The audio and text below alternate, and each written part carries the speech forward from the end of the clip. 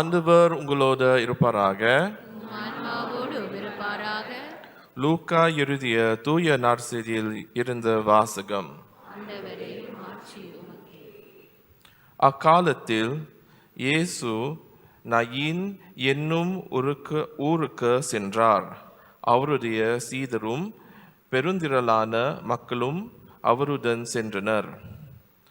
அவர் அவ்வூர் வாயிலே நெருங்கி வந்தபோது இருந்த ஒருவரை சிலர் தூக்கி வந்தனர். தாய்க்கு அவர் ஒரே மகன். அத்தாயோ கைம்பெண். அவ்வூரை சேர்ந்த பெருந்திரளான மக்களும் அவரோடு இருந்தனர். அவரை கண்ட ஆண்டவர் அவர் மீது பரிவு கொண்டு அறாதீர் என்றார். அருகில் சென்று பாதையை தொட்டார். அதை தூக்கி சென்றவர்கள் நின்றார்கள். அப்பொழுது அவர், இளைஞனே, நான் உனக்கு சொல்கிறேன், இருந்தது என்றார். இருந்தவர் எழுந்து உட்கார்ந்து பேச தொடங்கினார். இயேசு அவரை அவர் தாயிடம் ஒப்படைத்தார். அனைவரும் அச்சமுற்று, நம்மிடையே பெரிய இறைவாக்கினர் ஒருவர் தோன்றி இருக்கிறார், கடவுள் தம் மக்களை தேடி வந்திருக்கிறார் என்று சொல்லி கடவுளை போற்றி புகழ்ந்தனர். அவரை பற்றிய இந்த செய்தி யூதேயா நாடு முழுவதிலும் சுற்றியுள்ள பகுதிகளிலும் பரவியது. இது கிறிஸ்து வழங்கும் நற்செய்தி. கிறிஸ்துவே, உமக்கு புகழ்.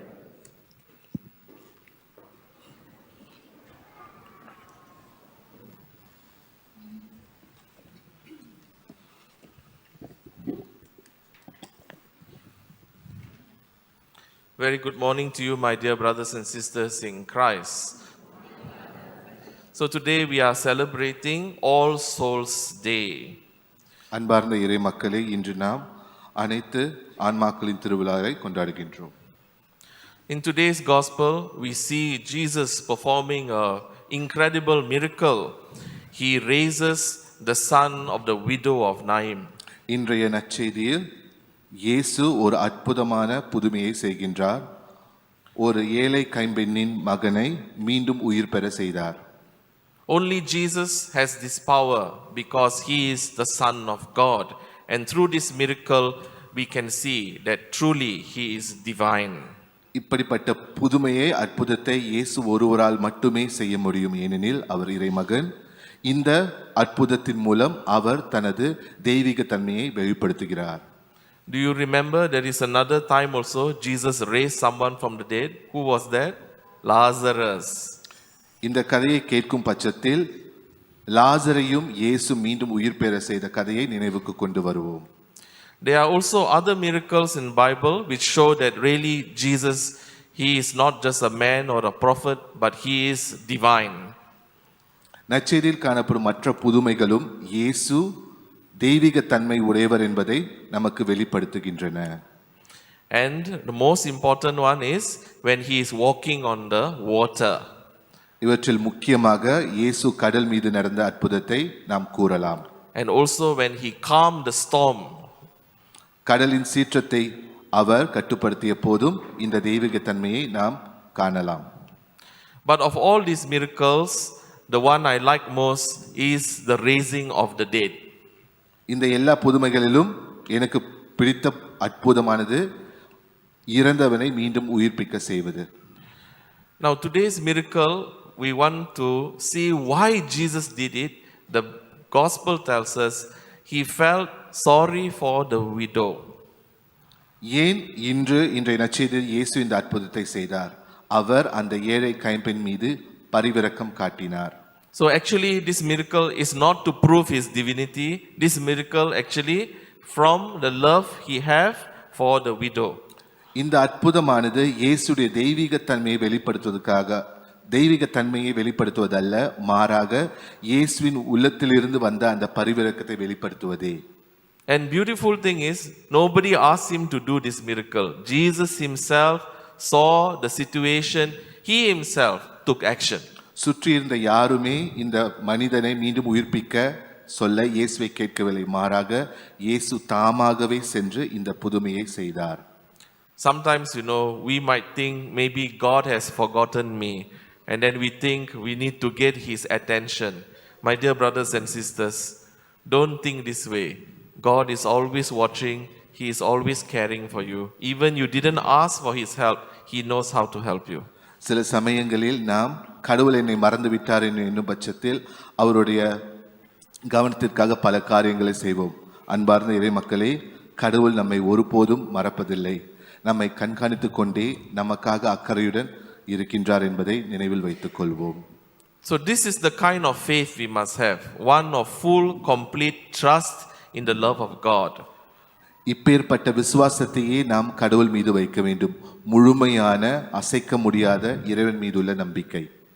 Of course, Jesus also told us, ask and you will receive, seek and you shall find, knock and the door will be open. But actually, when he said that, he was trying to tell us to ask for the Holy Spirit. இறைவன் நம்மிடம் கூறும் முக்கியமான விஷயம், தட்டுங்கள் திறக்கப்படும், தேடுங்கள் கண்டடைவீர்கள். ஆனால் இயேசு எதை தேட சொல்கின்றார்? முழுமையாக கடவுளுடைய தூய ஆவியை பெறுவதற்கு. Anyway, if you are dead already, you can't ask God for anything. So that is when we need to trust in God fully. Okay. All right. So today also we want to remember all the souls in purgatory, and they need our help to ask God for blessings. இன்று விசேஷமாக உத்தரிக்க ஸ்தலத்தில் இருக்கும் ஆன்மாக்களை நாம் கொண்டாடுகின்றோம். அவர்களுக்கு நம்முடைய உதவியும் ஜெபமும் தேவைப்படுகின்றது. Now, why are these souls in purgatory? Because on this earth they have committed sins and they repented of their sin, but they didn't have enough time to do penance. இந்த உத்தரிக்க ஸ்தலத்தில் உள்ள ஆன்மாக்கள் யார்? இந்த உலகத்தில் வாழ்ந்து தங்கள் பாவங்களுக்காக மனம் திரும்பியவர்கள். ஆனாலும் அந்த மனம் திரும்புதலும் அந்த பாவத்திற்கான ஒருத்தலும் முழுமையடையாமல் அவர்கள் இறந்து விட்டார்கள். So remember, the souls in purgatory, we call them holy souls because they are with God, but still they are being cleansed, purified. இந்த உத்தரிக்க ஸ்தலத்தில் உள்ள ஆன்மாக்களை நாம் தூய ஆன்மாக்கள் என்று அழைப்போம். இவர்கள் இந்த உத்தரிக்க ஸ்தலத்தில் சுய சுத்திகரிப்பு செய்யப்பட்டு முழுமை அடைவதற்கு அங்கே இருக்கின்றனர். Dear brothers and sisters, when we go for confession, at the end of the confession, the priest will give you penance. Do you remember? And this penance, usually we give just maybe one Our Father, maybe 2 Hail Mary, something like this, But sin, we may have committed very big sin. But that penance priest gives, remind you, you need to go and do some good and some prayers and almsgiving later, after the confession. அன்பார்ந்த இறை மக்களே, நாம் ஒப்புரவு சடங்கின் போது இறுதியில் குருவானவர் நம்மளுக்கு பல ஒருத்தல்களை செய்வார். நம் பாவங்கள் பெரிதாக இருந்தாலும் ஒரு கர்த்தர் கற்பித்த ஜெபத்தையோ இரு மங்களவார்த்தை ஜெபத்தையோ சொல்லுங்கள் என்று சொல்லும் பொழுது நம் பாவங்களுக்காக இன்னும் நம் ஒருத்தல்கள் செய்ய வேண்டும் என்பதை அவர் நினைவூட்டுகின்றார். Unfortunately, many of us, we don't do enough penance in this life. True confession, yes, God forgive our sin.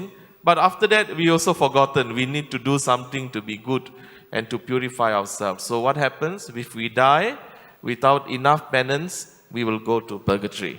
துரதிர்ஷ்டவசமாக நம்முடைய பாவங்களுக்கு ஏற்ற முழுமையான ஒருத்தல்களை நாம் செய்ய மறந்து விடுகின்றோம்.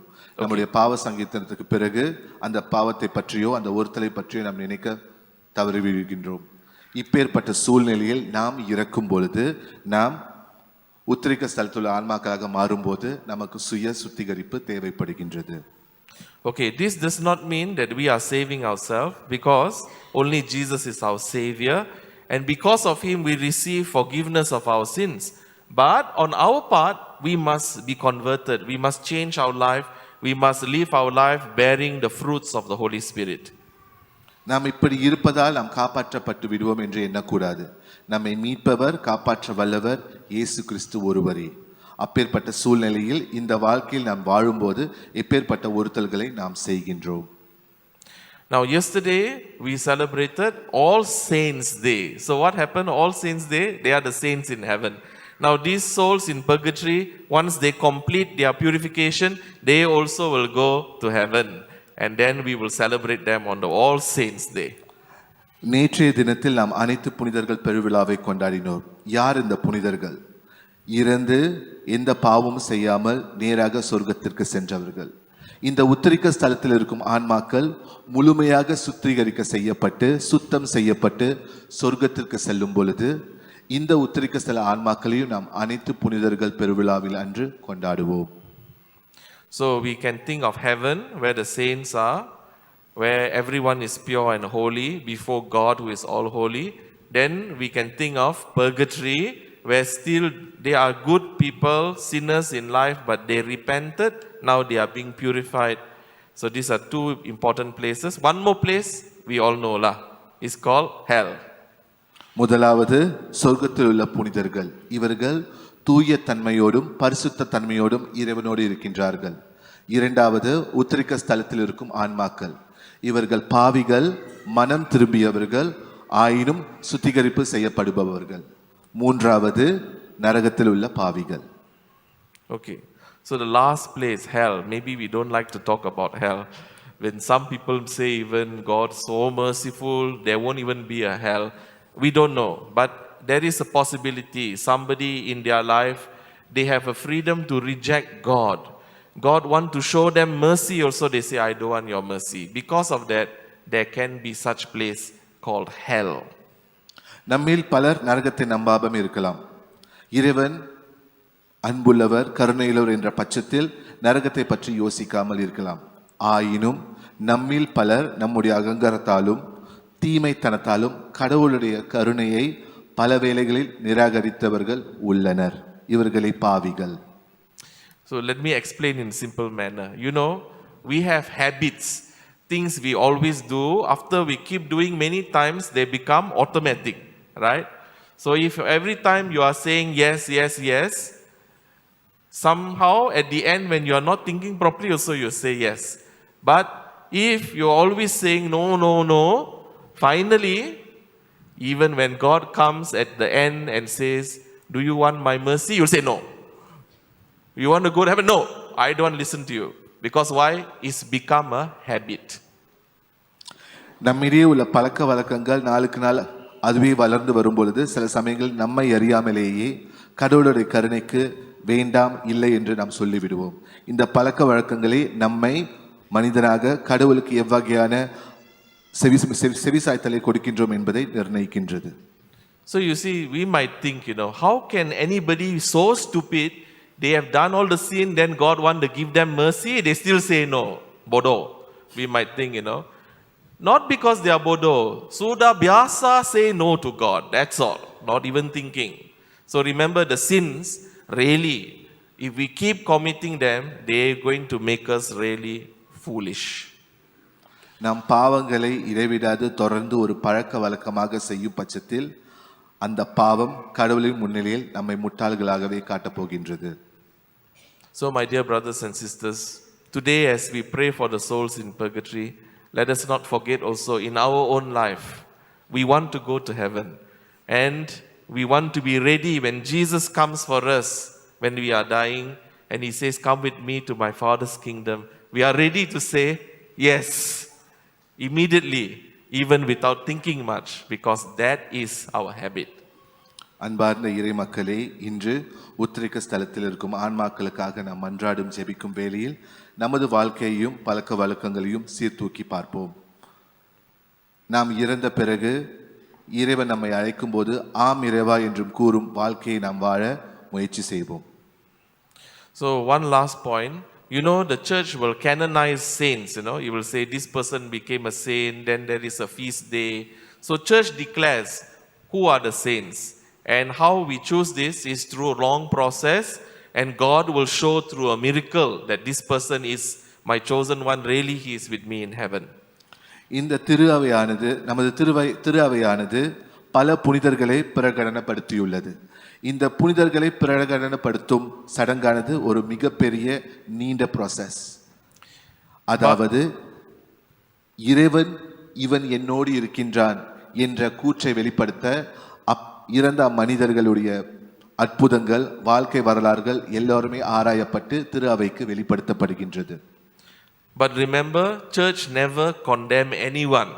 No matter how bad the things he may have done, even whole world knows also, newspaper put here, there, everywhere also. Church never say, this person died, went to hell. Never. Because it's not for us to judge. And God will not reveal to us also who is in hell. திரு அவை எந்த மனிதனையும் யாரையும் எப்பேற்பட்ட சூழ்நிலையிலும் தீர்ப்பிடாது. கடவுள் ஒருவரே தீர்ப்பிடுபவர். So usually as Catholics, we pray for everyone.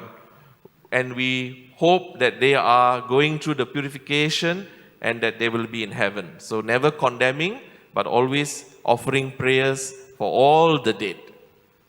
கத்தோலிக்கர்களாகிய நாம் அனைவருக்காகவும் மன்றாடுவோம், அனைத்து ஆன்மாக்களுக்காகவும் மன்றாடுவோம். நமது மன்றாட்டு ஜெபத்தின் மூலமாக அவர்கள் சுத்திகரிக்கப்பட்டு உத்திரிக்க ஸ்தலத்திலிருந்து சொர்க்கத்து செல்வார்கள் என்று நம்புவோம். So today we continue to pray for all our loved ones, especially who have passed on. But don't forget also all the souls that nobody praying for. Today we want to pray for them also, for all the souls that are in purgatory. And remember, when these souls, they have gone to heaven, they will be the saints. And in heaven, they will pray for us. விசேஷமாக இன்று நம்ம குடும்பத்தில் மரித்த ஆன்மாக்களுக்காக மன்றாடும் வேளையில் மன்றாடுவதற்கும் ஜெபிப்பதற்கும் யாருமே இல்லாத ஆன்மாக்களை நினைவில் வைத்துக் கொள்வோம். யாருமே இல்லாமல் இருக்கும் அந்த உத்தரிக்க ஸ்தலத்தில் இருக்கும் அந்த ஆன்மாக்கள் நம்முடைய மன்றாட்டு ஜெபத்தின் மூலமாக சுத்திகரிக்கப்பட்டு புனிதர்களாய் சொர்க்கத்திற்கு சென்று மீண்டும் அவர்கள் நமக்காக மன்றாடுவார்கள் என்பதை நினைவில் வைத்துக் கொள்வோம்.